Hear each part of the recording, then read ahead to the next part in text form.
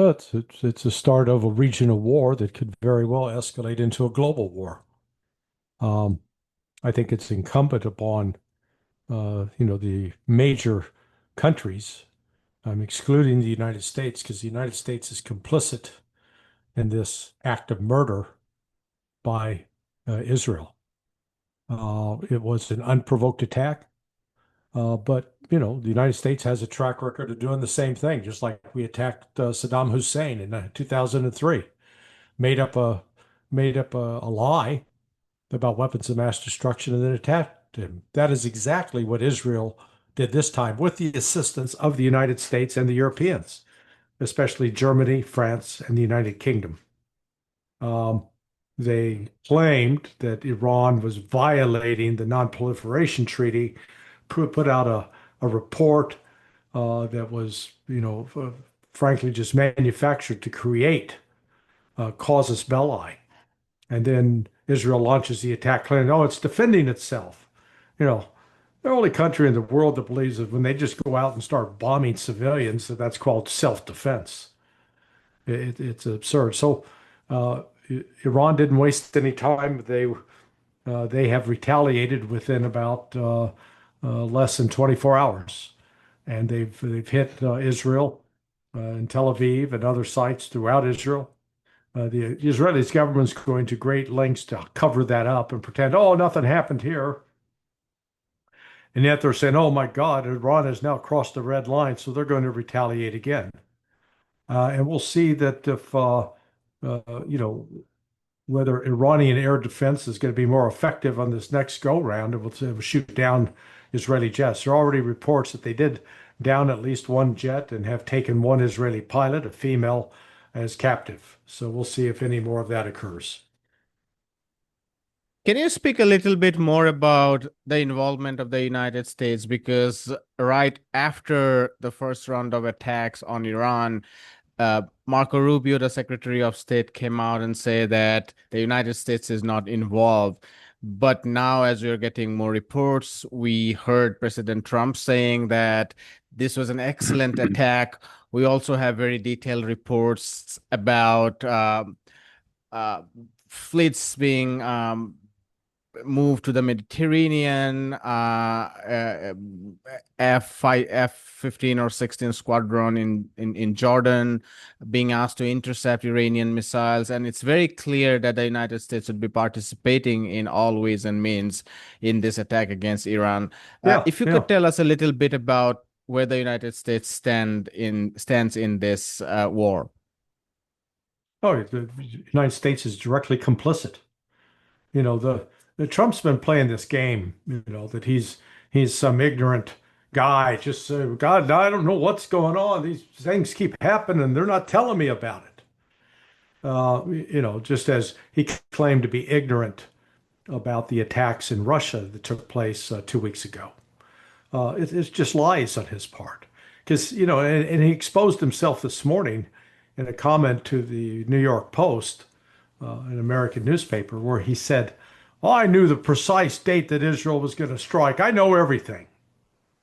Well, when you know everything, that means you're in a position to stop it.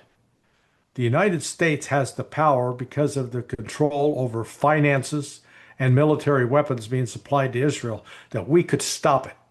Well, he chose not to stop it. He chose to allow it to go forward. And I don't know in his addled brain if he thinks that this is somehow going to encourage Iran to come to the negotiating table. I think he's intimated that that's sort of his thinking, which is crazy. But this was you had U.S. military commander for Central Command, Kurilla, General Kurilla, had been making several trips along with other members of his planning staff to Israel over the last 2 months. So the United States participated in extensive planning with Israel, in my view, for this operation, and that included providing intelligence support as well as providing weapon systems, as well as providing cyber warfare operations to try to disrupt Iran's ability to detect and respond to an attack. There's no doubt that the United States is deeply involved in everything that the Israeli regime does against Iran, not just now, but from the very beginning. The Israeli regime on its own, it cannot even continue the war, the genocide in Gaza. They are completely dependent on the West for everything. But in this case, they are even more dependent on the United States than on in other campaigns.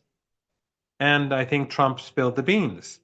And his more recent statements clearly show that he was involved and he was helping. And so it just shows that the United States is led by a person who has no moral principles, a person who has no mental stability, a person who you cannot negotiate with because he's constantly shifting his position and then turning violent. He pretended to be a president of peace, but he's very much he's enthusiastic about the attacks that the Israeli regime has carried out.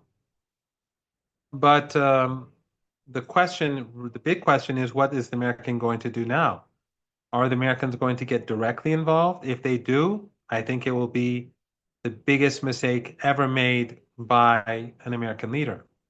Because Iran's military capabilities, as we're now seeing, are very impressive.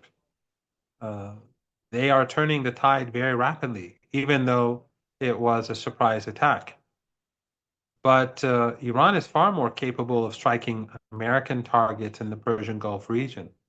The missiles would be short range. Iran has hundreds of thousands of missiles, hundreds of thousands of drones, and all of those family dictatorships in the Persian Gulf region that host American bases that are oil and gas rich, they're glass palaces. So if the United States gets involved, that will lead to a global economic meltdown. These regimes would all disappear very swiftly. Qatar wouldn't last a day. The Emirates wouldn't last more than a few days. It would be the end of these regimes. But it would also be the end of the global economy as we know it. So hopefully Trump will behave more sane in this regard. But there's no doubt that the United States is involved. It's to say that the United States is not involved is even more silly than to believe that the United States had nothing to do with the attacks on Russian strategic bombers. Given Israel's national security advisor, Jaki Hanegbi, said that Iranian nuclear program cannot be dismantled by a military campaign, this attack is just a way to pressurize Iran more into the deal that is going on under the leadership of the United States. Do you think this is just to pressurize Iran so that it concedes more in these negotiations, or do you think this attack has meant that the negotiation is over in the short run for Iran? Where do you see all these things headed towards? Yeah, for now on, the negotiations are over, and Iran is going to focus on humiliating Netanyahu.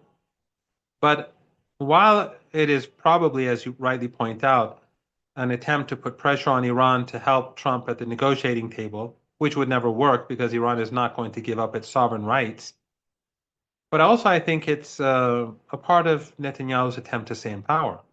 You know, as well as I, that throughout this 20 months of genocide, the reason why Netanyahu keeps escalating, whether in Gaza or in Lebanon or in Syria, where he had success with his allies, Erdogan and Biden.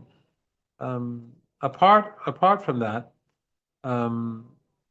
when you look at all of that and what's happening now, all of these escalations are basically for his own sake, self-preservation. It's not about Israel. Netanyahu, I think, couldn't care less about Israel. He just wants to stay out of jail. He wants to be a historical figure and to be the hero and to stay out of jail.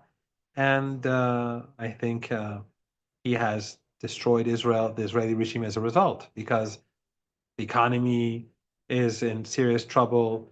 But most importantly, and the military is exhausted, but most importantly, the world despises the Israeli regime today. We've seen the recent polls carried out by Western institutions that don't include many of our regional countries and many countries that are more critical of the Israeli regime and views across the world against Israel are very high. So he's destroying Israel. And I think that this attack on Iran was a major miscalculation. And the Iranians are going to make sure that Israelis recognize that this was a catastrophic decision made by the Netanyahu regime.